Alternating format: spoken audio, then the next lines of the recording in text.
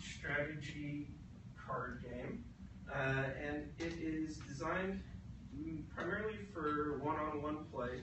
That would be like the standard form of play, but you can also go up to 6 players with it.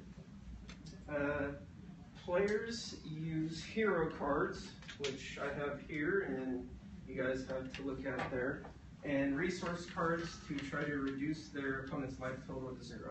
So pretty standard game. Play with your buddy, you try to kill him. The hero cards is what the game itself actually consists of. That's what we would make and hopefully sell, is this deck of 48 cards. That's it, that's the game.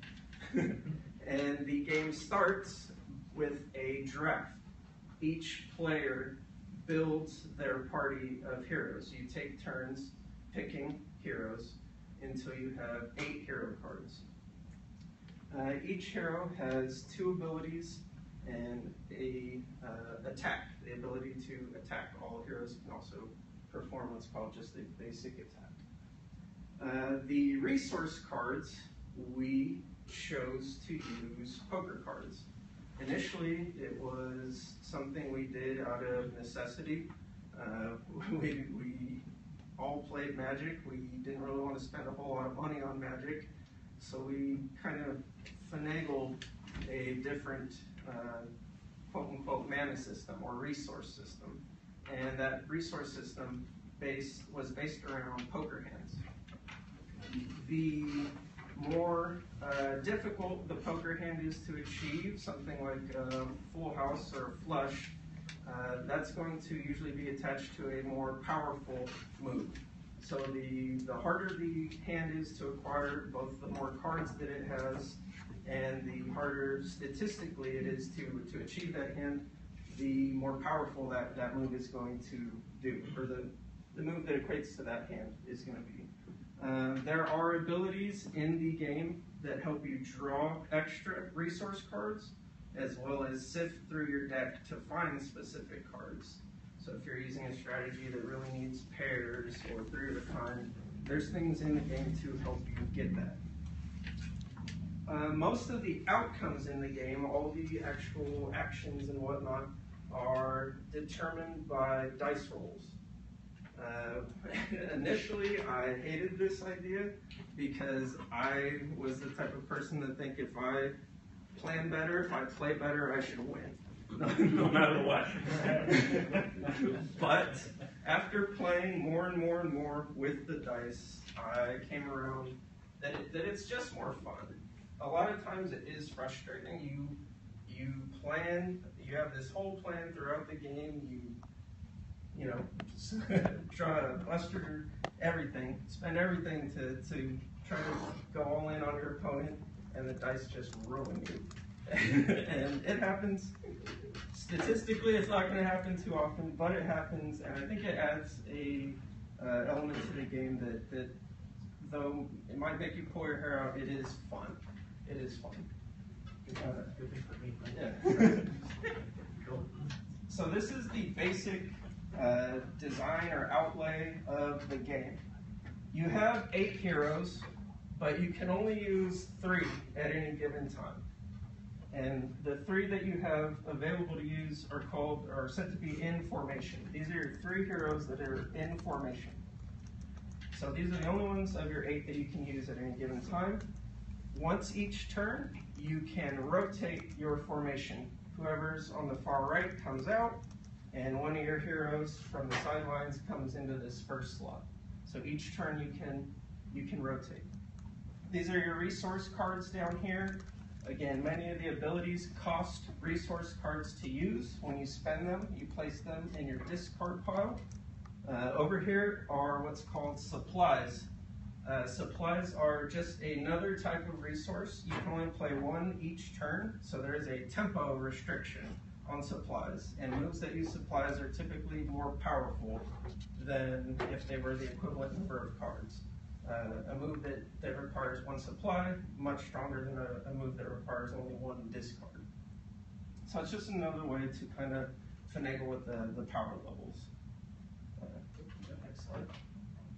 So this is a hero card and how it breaks down.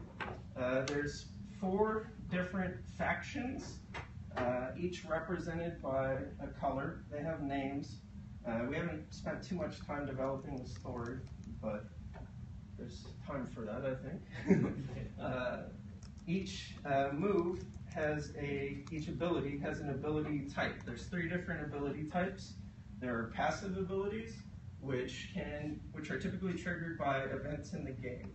Something happens, the passive ability is triggered. It can occur over and over each time that event happens. Active abilities typically are going to be what costs the resource cards to activate that ability. And that's where the poker hands typically come in. Active abilities and most everything else in the game besides passive abilities can only occur once each turn. That's a strong theme throughout the game. Once each turn for active abilities, for attacks, for changing formation, drawing cards, once per turn. Cool. The last type of ability is a movement ability. And that's an ability that's tied to movement in formation. Whenever a hero moves in formation, that movement ability is triggered. Each hero also has an attack and defense score down at the bottom. When a hero attacks, any hero can attack for 2 discards, any 2 discards. You pay 2 discards to perform an attack, and you roll however many dice that your attack score says. She is a 2. We'll say she doesn't have anything modifying her attack score, although there are lots of things to modify attack score. So if I were to roll an attack, I would roll 2 dice at my opponent. They have 3 heroes in formation. They choose one of their heroes to defend that with. Let's say their hero had a 2 defense score. I roll 2 dice at my opponent. Each of those dice has a chance to deal 1 damage.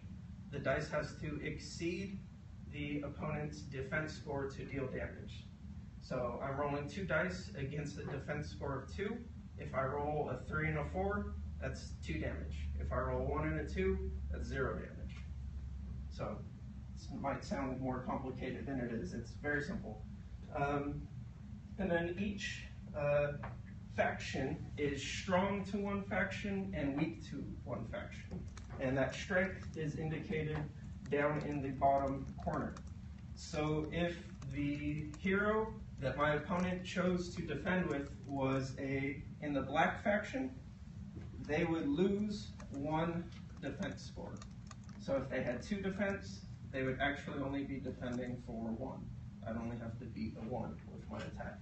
So that's really where the factions come into play, is when you're choosing your attacking, but more specifically you're defending. You don't want to, ideally you don't want to defend with someone who's weak. So that is the last slide. Could you go back to the last page?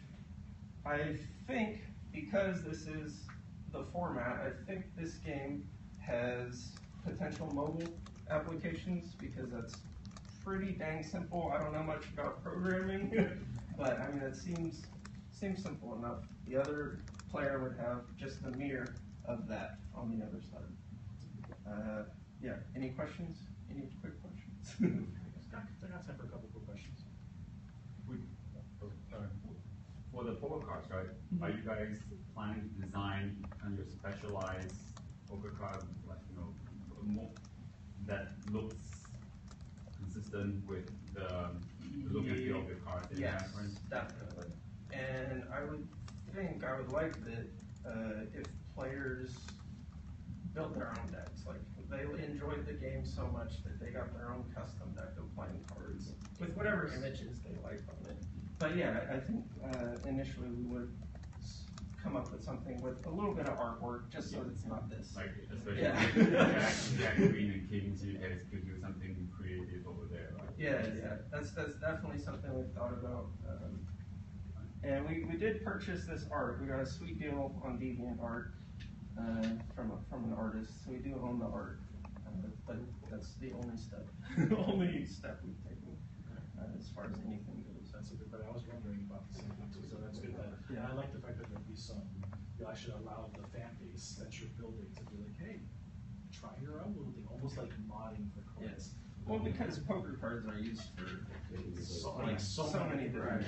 Disney deck or whatever. Yeah. And the poker cards thing was something, again, we initially did just out of necessity, and I wanted to get away from it completely. But again, the more we played it and the more we showed it to other people, that was one of the aspects that really hooks in, especially non-game, like non-hardcore gamers.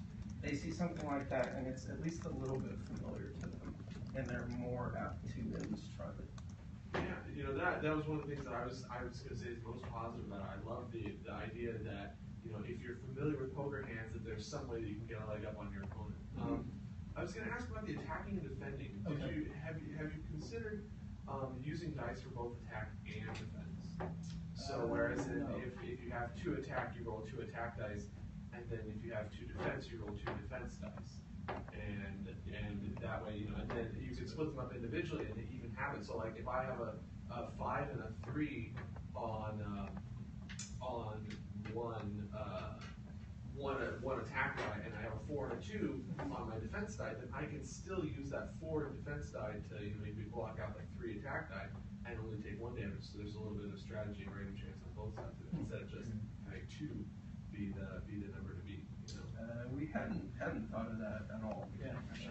There's a tabletop game called Star Wars Miniatures that I got into last year, and it works exactly like that. So when a ship is attacking you, he rolls his attack dice, and then you roll your defense dice, and then you're trying to cancel out his attack, prevent your ship from blowing up. Yeah, I think Space Wolf Death Angel works that way too.